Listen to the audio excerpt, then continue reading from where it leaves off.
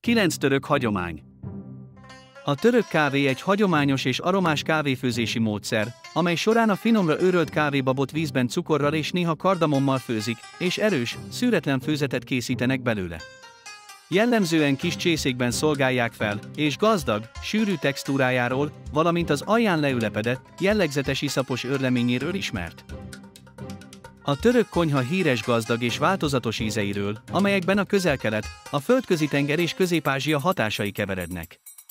Az ételek széles skáláját kínálja, mint például a kebab, a baklava és a mezes, amelyeket gyakran friss fűszerek, gyógynövények és olyan összetevők, mint a bárány, a joghurt és a padlizsán használata jellemez.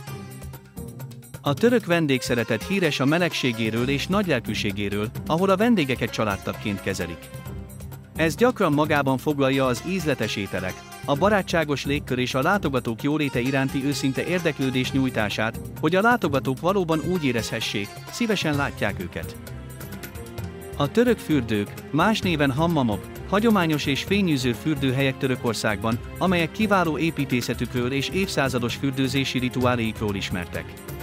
Ezek a fürdők pihentető és fiatalító élményt nyújtanak, mivel a vendégek élvezhetik a gőzölgő környezetet, a hámlasztást és a masszást, így a török kultúra és wellness szerves részét képezik. A török étkezési szokások gyakran a közös étkezések körül forognak, és a friss és változatos alapanyagokra helyezik a hangsúlyt.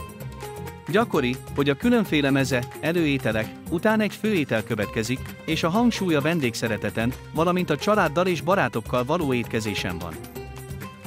A török esküvői lakomák extravagáns ünnepségek, ahol a vendégeknek finom hagyományos ételek sokaságát szolgálják fel, többek között kebabot, piláfot és baklavát. Ezek a lakomák tükrözik Törökország gazdag kulináris örökségét, és az esküvőket kísérő örömteli ünnepségek elengedhetetlen részét képezik. A török zene és tánc mélyen összefonódik az ország gazdag kulturális örökségével.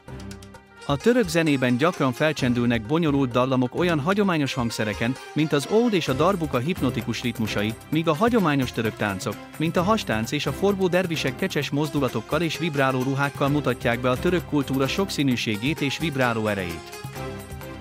A török piacok, az úgynevezett bazárok, a kereskedés vibráló és nyüzsgő központjai, ahol a fűszerektől és textíliáktól kezdve a hagyományos kézműves termékeken át az ékszerekig az áruk széles skáláját lehet megtalálni, miközben elmerülünk az alkudozás és a kulturális csere élénk légkörében.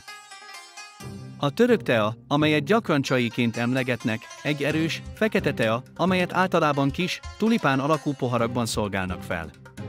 A török kultúra kedvelt és szerves részét képezi, gyakran a hagyományos teaházakban fogyasztják, ahol a helyiek és a látogatók összegyűlnek, hogy társasági életet éljenek, társasjátékot játszanak, és élvezzék a gazdag, aromás főzetet, miközben élvezik a vibráló hangulatot.